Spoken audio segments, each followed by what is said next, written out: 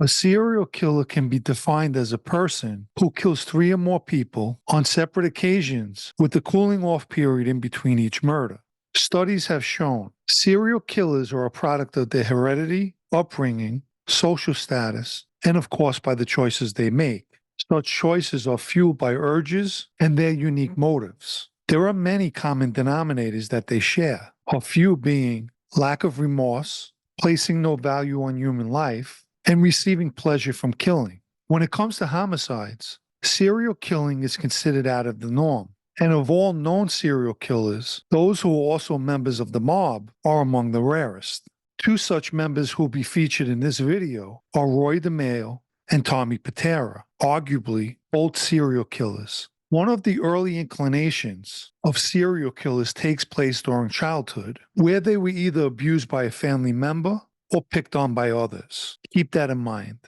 In his early adolescent years, while growing up in the Flatland section of Brooklyn, Roy DeMeo would be described as husky and somewhat on the heavy side. As a result of his body shape, he was picked on and teased over his weight. His brother Anthony, 11 years older than him, was viewed by DeMeo as his protector. Anthony DeMeo was drafted for the Korean War and killed in North Korea on April 23, 1951.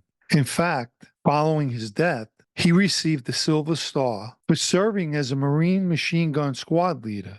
With his brother's passing, DeMeo no longer had someone to protect him. He eventually took up weightlifting as a means to build himself and his confidence up. He also started working at a local supermarket, working in the butcher department. Besides learning how to bone and cut meat, it was at the supermarket that he started lending money out and put his muscles to use. Any customer who didn't pay DeMeo his vig would receive a beating from him.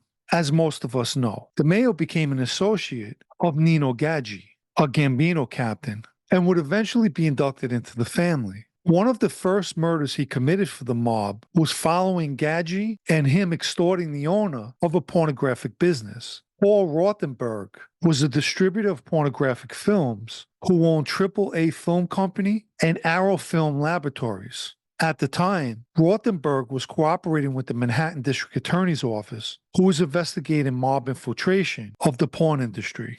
According to a police informant, prior to his death, two men visited Rothenberg at his office and told him that they were his new partners. Apparently, Rothenberg laughed at them and they proceeded to punch him in the face. On the morning of July 29, 1973, DeMeo met with Rothenberg on Northern Boulevard in Roslyn, Long Island. Hours later, Rothenberg was found in an alley between two buildings with two gunshot wounds to the back of his head. DeMeo formed a crew of mostly guys that were younger than him. They operated out of a bar that he purchased on Flatlands Avenue in Canarsie, Brooklyn, which they renamed the Gemini Lounge. DeMeo was known for his bad temper as well as severe mood swings. During a fishing trip with his associates in the late 70s, they feasted on Italian heroes and beer and wine. But at some point, DeMeo's mood changed from joking to serious, and he zeroed in on one of the guys and told the guy that he had a big fucking mouth. Naturally, the guy tried to protest, but DeMeo pulled out a gun and shot him 2 times. The rest of the crew then picked the guy up and tossed him overboard. The Gemini Lounge gained a sinister reputation, especially for what took place inside an apartment that was located behind the lounge. DeMeo's cousin, Joseph Guglielmo, who was nicknamed Dracula, had lived in the apartment. One afternoon, the cousin made pasta for the whole crew, who were all sitting around the table. When out of nowhere, DeMeo stood up, pulled out a silencer-equipped gun, and shot a guy at the table. When the guy fell to the floor, members of the crew went to move the guy, but DeMeo ordered everyone to leave him alone and that they should continue eating their food. Many people are familiar with the term, the Gemini method, but apparently it was DeMeo who actually came up with the term disassembling, specifically where a body was broken down into 6 pieces, and each piece would be discarded in different areas of Brooklyn. Just as he learned from his earlier days working as a butcher, each section was wrapped in brown butcher paper and then transported in black garbage bags. Keep in mind, it was DeMeo who schooled his crew to this method, and following numerous murders, the crew began operating in a wholesale capacity. What's interesting is, it was DeMeo himself who pulled the trigger on most of the murders. Ironically, his operation ran like a butcher shop assembly line, with the victim ending up in neatly packaged bundles. There are stories where the crew would stop that process for a pizza break. So in essence, Roy DeMeo not only was a serial killer, but he created a crew of them. Tommy Pitera hailed from Gravesend, Brooklyn, and to the same degree as Roy DeMeo, he too was picked on and bullied by other kids. Patera had the misfortune of being small-framed and also possessed a high-pitched voice. Those who knew him compared the voice to that of Mickey Mouse. Yearning to build self-esteem, Patera signed up for a martial arts school in Sheepshead Bay, Brooklyn, and apparently found his niche and fully immersed himself into that lifestyle. He exercised vigorously, studied Eastern philosophy, and even began following a vegetarian diet. At the time, one of his idols was Bruce Lee, who was as much as a philosopher as a martial artist. Patera's dedication paid off, with not only a winning streak, but he received the opportunity to travel to Japan and practice under a master. The fact that Patera studied martial arts in Japan is widely known, and he did so for a little over 2 years. But not much is said about who he studied under. His sensei, Hada Hiroshi Shihan, who's presently 95 years old, came from a bloodline of samurais and was a master of Aikikai, the original teachings of Aikido. He taught at the Aikikai Hanbu Dojo in Shinshukai City, Tokyo. And this is where Patera was a student. Besides martial arts, he was taught a unique system of breathing, meditation, and was educated in using weapons. Overall, he was transformed into a killing machine.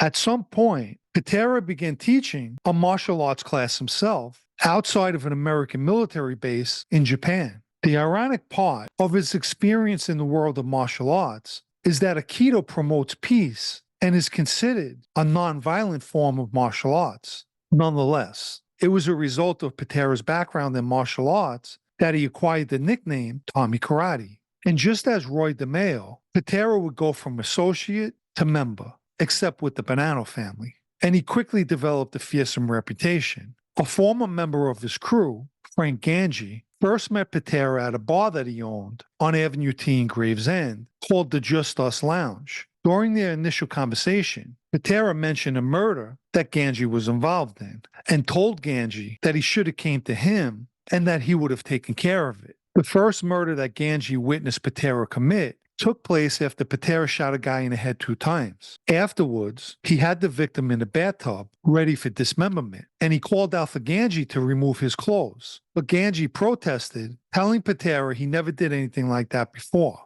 Patera studied books on dissection and was known to carry around tools to master his trade. He even began manufacturing his own bullets that he excitedly tested on some of his victims. Patera would turn a Staten Island bird sanctuary into his personal burial grounds. Dismembered victims were buried in suitcases and in black plastic garbage bags. In some instances, Patera kept the jewelry of victims as souvenirs.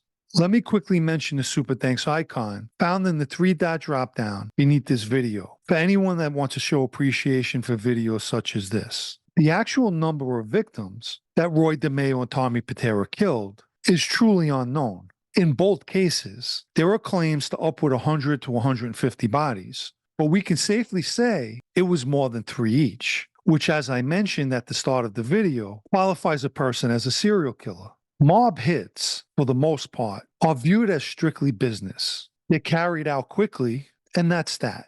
DeMeo and Patera conversely demonstrated their enjoyment of killing. Let me just say, I'm in no way suggesting that no one in the mob never dismembered a victim or victims before. But as far as DeMeo and Patera were concerned, doing so became their ritual. According to those close to them, they both possessed a certain look in their eyes, as if they got off on inflicting pain. Over and above that, they desired it. And by killing, it fueled their power and control over others. It was an ego booster, as well as a band-aid for their emotional displacement. It also took them to a place far removed from their younger years where they were both bullied. In conclusion, Roy DeMeo and Tommy Patera were members of the mob who went off the deep end by becoming serial killers.